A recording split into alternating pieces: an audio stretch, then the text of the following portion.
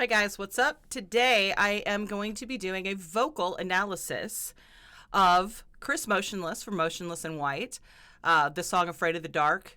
And this is my first vocal analysis for you guys. Now, I am if you don't know, if you're new to the channel, thanks for coming and hanging with me today.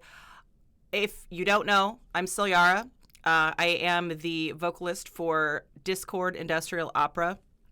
And I am a trained opera singer. I have a doctorate degree in vocal performance, and I've been teaching and vocal coaching for many years. And I do vocal analysis all the time. I just haven't done them here on the channel. So this will be the first one, and I've chosen an amazing singer. Chris Motionless is so gifted. And this new song is also incredible. It's part of the upcoming new album and new tour that we're going to be getting. I'm super stoked about that. So today we're going to talk about Chris Motionless and the amazing instrument that he has. And without further ado, we're going to give this a run through, and then we're going to go back. I'm going to tear some things apart and talk about some things individually. So let's do it. I love this electronic intro that we're getting here.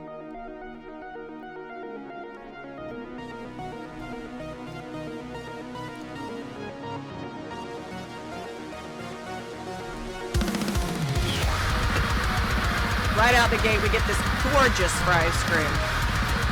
That's long. We're going to come back and time that. I love this build up.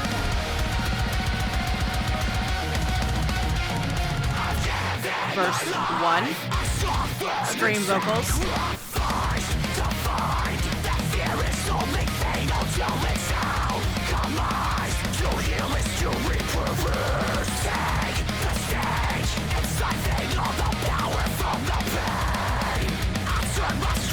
Last beats, we got this like tempo, it's just pushing. Alright, we get some like singing. Is this a pre-chorus maybe? Yeah.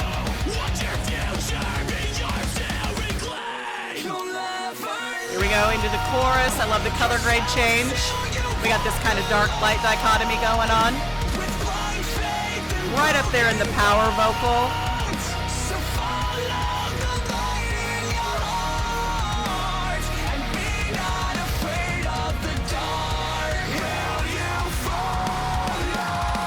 Back into the next section. Verse 2. So emotional.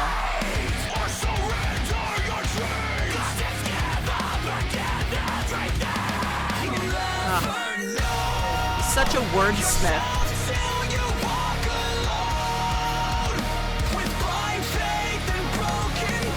These like anthemic choruses that we always get. Amazing.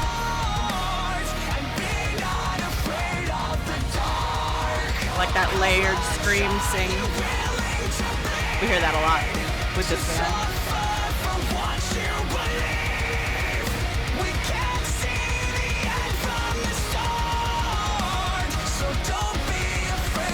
We get that chorus.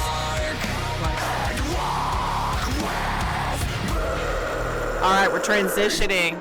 Here we go. We got this riser little section. Gonna take us straight into, you guessed it,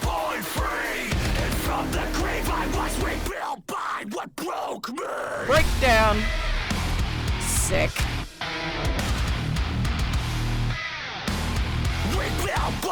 Here it comes. There it is.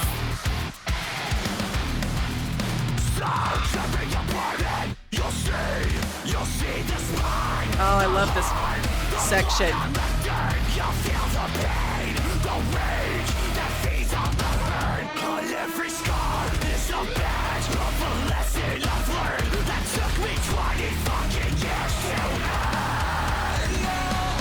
Right back into it. Strip it all down. Isolate, like let that vocal shine. Life drained the light from my pull me from the dark of giving you everything. I feel like this is a love letter. A love letter to the fans. Just really pulls, it pulls on the heart. And we get that chant kind of layered with the chorus. Genius.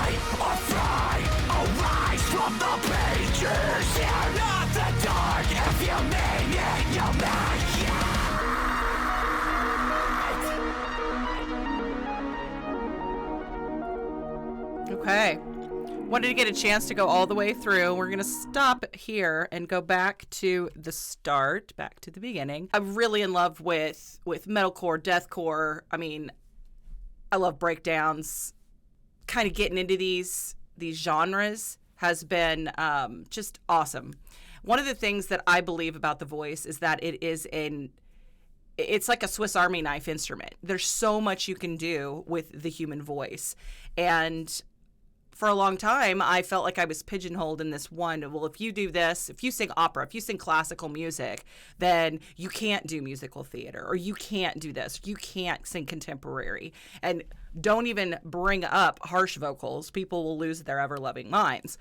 But through some of the studies and the interest in amazing people like the charismatic voice, and doing these studies, we are starting to finally get that doorway open that says, hey, you know what? Harsh vocals, fry screams, false fold screams, they can be done safely. There is a way to do this technique and not interfere with the other technique that you're working on. And I think that, in my personal opinion, that the voice can do whatever you choose to do. It's just all about learning the technique that goes with it and applying yourself, putting that work in, and boom, there you go. We'll start here again with the intro. I need to get I need a timer. All right, let's see what we got here. I need some assistance. All right, we are going to see how long that first scream is.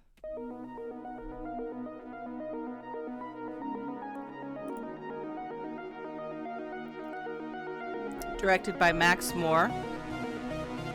All right, here we go. Let's see what we got.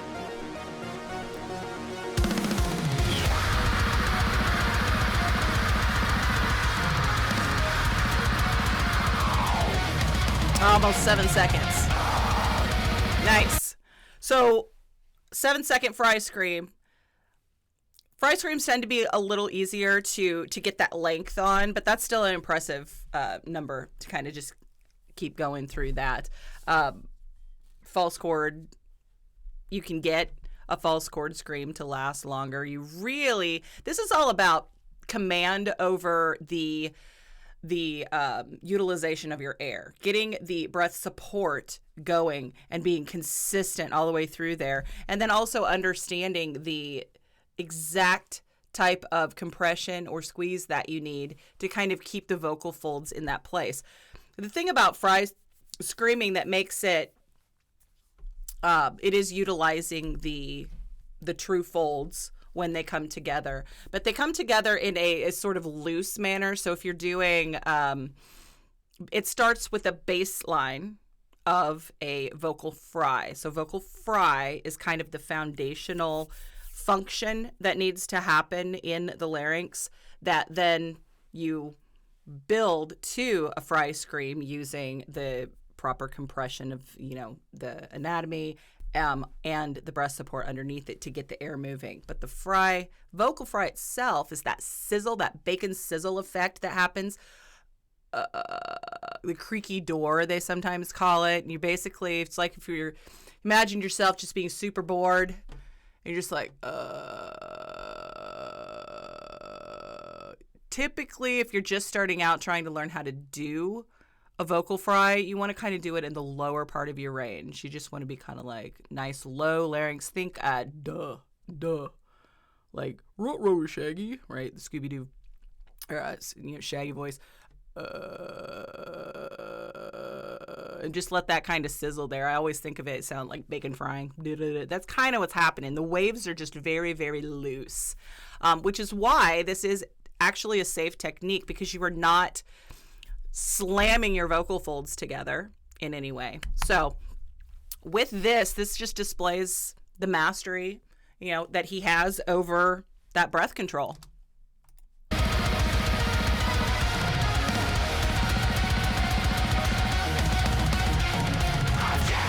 My life, I suffered and sacrificed to find that fear is only fatal to its outcomes. To heal is to reproduce. Take the stage and siphon all the power from the past. Okay, I want to talk about this part. So we're getting, these fry screams. One of the things that he does, and he does it very, very well, he utilizes his vowels. He utilizes his enunciation to put this fry scream and this in a place of comfort. I'm not saying that it's super comfortable. You have to work your way to that place. But utilizing the vowels, these very horizontal placed vowels, they're very much up in the mask, up in this area here, this place. Because we really need that for that kind of belt sound that we're getting, and getting it just right there. So alchemized.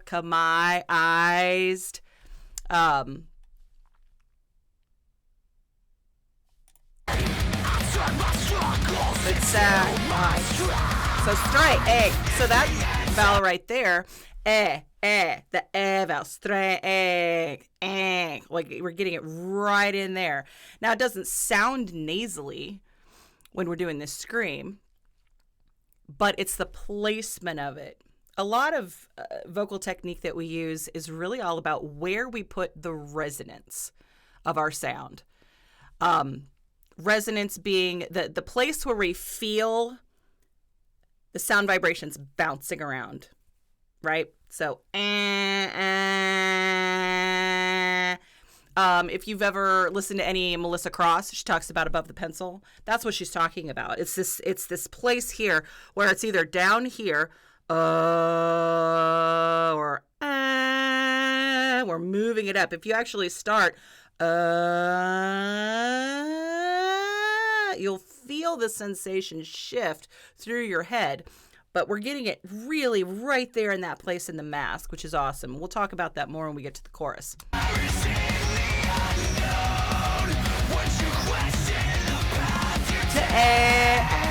Right there.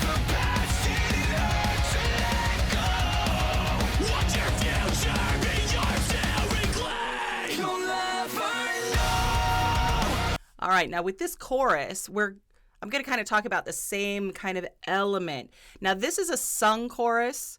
We had some singing. It was kind of a little bit of a mix kind of thing. But this is in like the power kind of belt range. And he's going up to a B flat on this.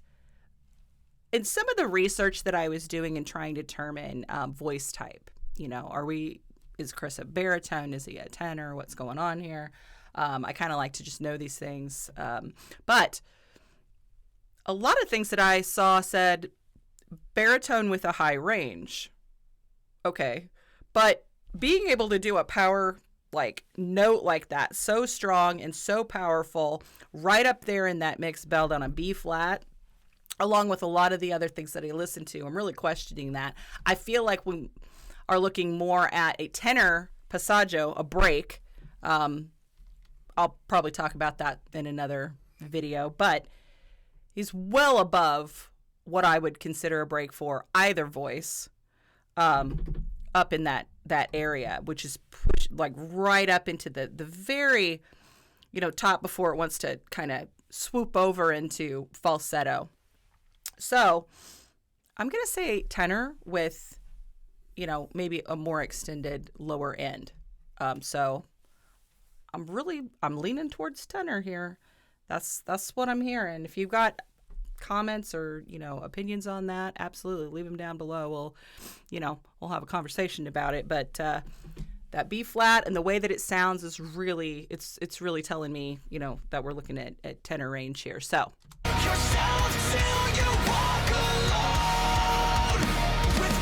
he's really utilizing. So again, the text, utilizing those vowels in just the right way and getting the right space. One of the things, I mean, right here where I stopped it, you can very much see Chris has a very, you know, elongated, he's got the space he needs for that resonance. Everybody's anatomy is a little bit different, but he's got that jaw dropped. But what we're not seeing is there's space up here. He's really getting this kind of bright, you know, it's like you're breathing through gills up here to get this and get that placement just right.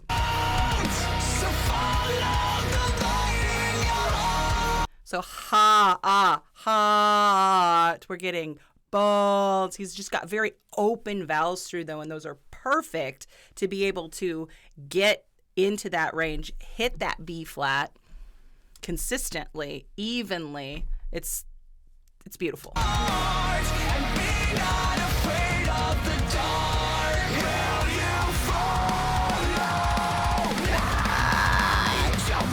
And the other thing with fry scream, you want to have a fundamental pitch underneath it. That's one of the things about when you go from the vocal fry, right, the sound, you want to have a fundamental pitch underneath it. And one of the things that you can do is if you start with a pitch, let's pick something in a mid-range, somewhere that's comfortable. You go back and forth between those. You're building the coordination between those two functions. You're getting the clean, the tone underneath it, and then you're getting that just going into the fry, going back. We can do it a little bit higher. The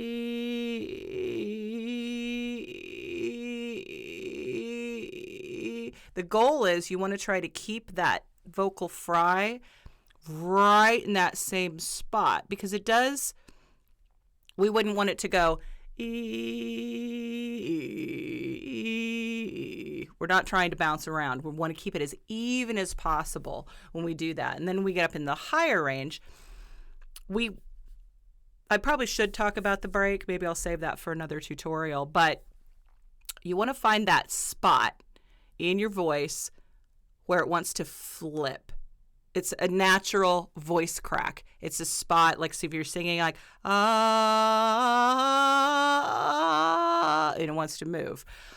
That spot right there is a perfect place to really kind of focus and try and get that fry sound. And then you're going to put the tone and the compression in there to kind of build it up into that fry scream.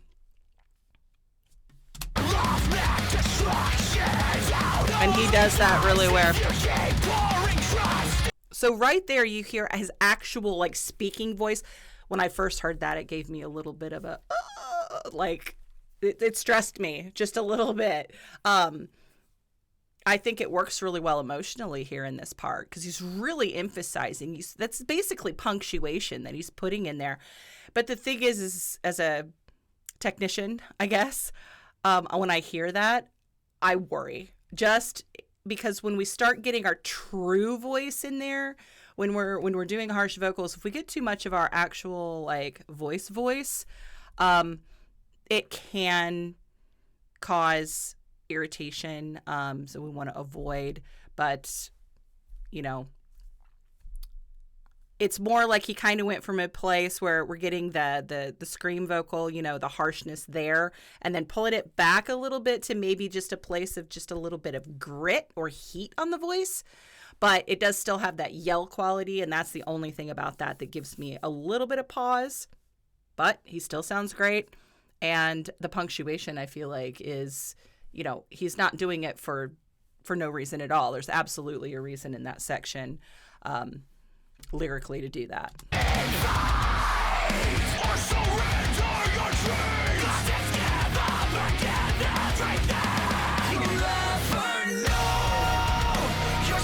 Such a beautiful chorus.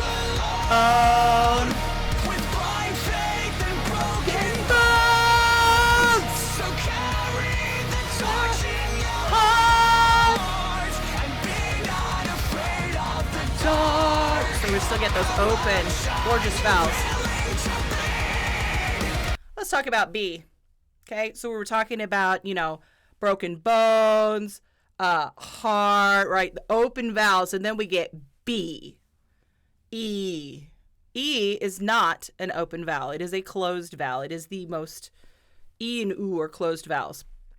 E is we call it in the front, we call it a bright vowel. I often will use E if I'm trying to get a student to project forward. We need that sound to come out of the mouth. Sometimes we like to hold on to our sound and it kind of sinks back a little bit. We get this kind of swallowed tone, oh, instead of ah, right? So E, but when E gets up into that kind of upper passaggio area, upper break, it's not as comfortable. So we have to do something that's called vowel modification. We actually are going to take that E vowel and we're going to stretch it a little bit. We're going to give it a little bit of length, a little bit of, narrow a little bit so that we can that's why when you say it's gotta be may, right? That's the reason that they speak it or sing it that way, that may, a little bit more may on it. He's doing a good job of modifying this vowel, and it's not really coming out as much in that eh sound. We're still very much able to hear that it is. Let me back this up a little bit. E. So let's start. B, right? But we can't go hard. We can't go full like E up there. That's not going to be comfortable. It's not going to feel good when you get up into that spot. So you're just going to kind of let the jaw hang a little bit. Think like let it be loose. Everything we do in voice, we want to attain a kind of a relaxed state. We want to avoid tension at all costs. But in that E, that's kind of what we're going for. Believe. We can't see the end from the start, so don't be afraid of the dark and walk with me. And he does kind of the same thing there. So we drop down. He's had this higher fry, and then he kind of brings it down, and he's like, but drop the jaw. It's the vowel modification. He wanted to get a deeper sound, and part of that when you're doing harsh vocals is lengthening the space a little bit, so the jaw kind of sticks out just a tiny bit. Things with your tongue to change the space that you're using here. Some people call it filtering. You have the fundamental sound, and then we're filtering it using the pharynx space, tongue, and so forth. So I want to listen to that again, though, because I'm questioning, is this just fry, or are we actually getting some, maybe a hybrid of some kind?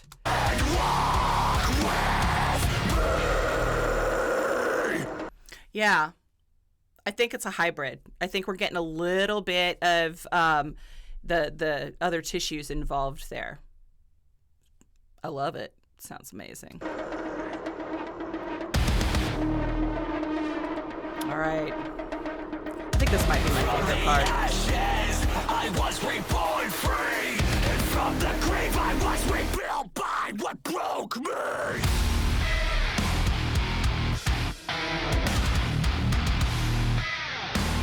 Rebuilt by what broke me. Okay.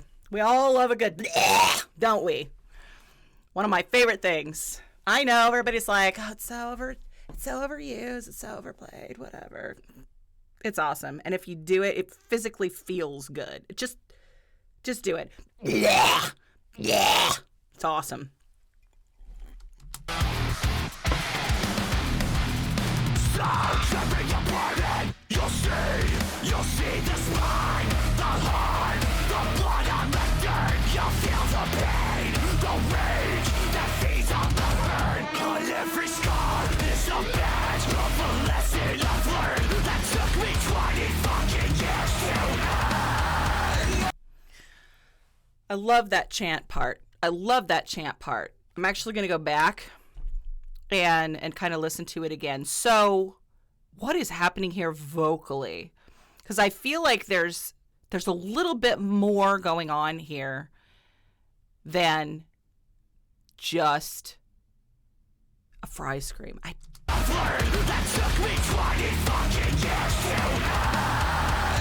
really feel like there's some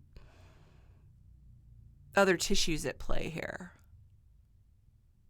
I mean, it's in a lower part. We're not in the same space that we were before. That's the other cool thing that I love about fry screams is you can move them around. It's well, I mean, you can do that with false screams as well. You know, where you have your mid, your low, your high, and again, that's really just all about the placement. The source itself stays the same. You're just putting the resonance in a different space. You're either you know, here, or you're elongating it. It's the same. I'm doing the same thing in the source that I am. It's just a difference of, it's either I'm changing the vowel or I'm changing, you know, the space that I'm putting it. So, but I'm hearing just a little bit more texture in this part. All right, now I have to talk about this particular part of the chorus. When we get back to this part, he is doing something. Now there is conversation about what is the difference between rasp and grit. Rasp, if I understand these two terms, and I know, you know, there's different schools of thought on this. Rasp being more of a consistent sound. So if someone is singing with rasp, the whole vocal line will have that texture consistently. Whereas grit is sort of I'm choosing to put it here, and it's sort of peppered in to the line, if that makes sense. So I think what we're hearing here is a little bit of the idea of this being grit. He's taking certain parts and putting more heat on them, where we're getting just that little bit of texture, just a little bit of grit, and it's for emphasis on the text. I don't have to do this alone. Yeah, right there, like at the end when he sings alone. A creature that found a home where life drained the light from my heart. And so to get that, basically what's kind of happening here is he's starting the note. It's primarily pitch. It's primarily like clean pitch, and then going into, like when I showed, you know, that idea of going back and forth between the vocal fry, he's kind of combining them and leaning on it just a little bit, but not enough for it to become like a full-on fry scream. Because we want to keep the delicacy of the line here. This is an emotional moment that's happening, and it's for emphasis. And we just want to kind of pull those parts out just a little bit. I'm going to back it up again. When life drained the light from my heart, you pulled me, creature that found a home. When life drained the light from my heart, you pulled me from the dark. Full on screen here.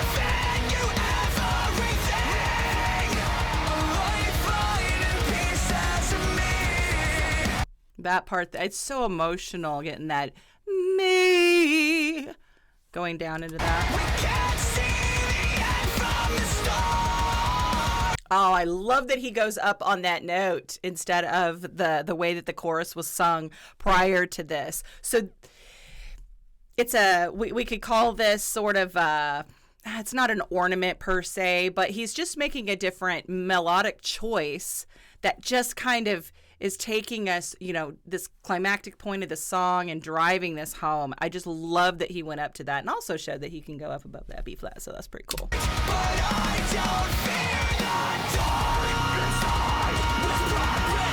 In that layer there with the chant, the chorus. From Stockholm to Scranton. I love that line, Stockholm to Scranton. Arise from the pages. Fear not the dark. If you mean it, you'll make it.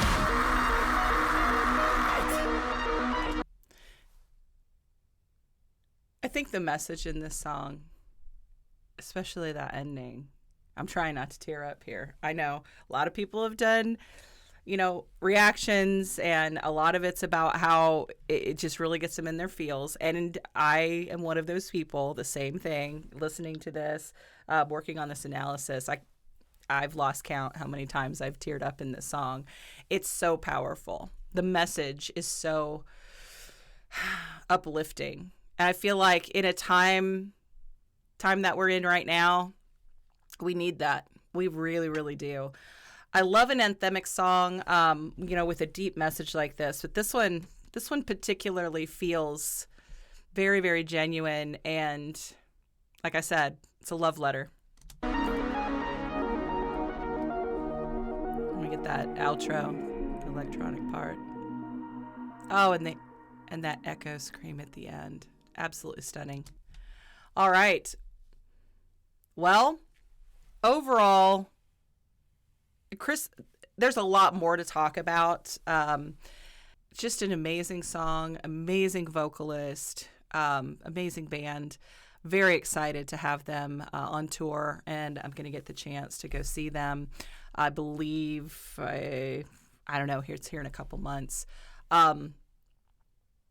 Thanks for stopping by. Thanks for hanging out with me. If you have any thoughts, I would love to hear from you guys. Leave me comments down there. I get back to everyone as much as I can, and I appreciate your time. Thanks for being here. As always, stay spooky, my friends. I'll catch you next time.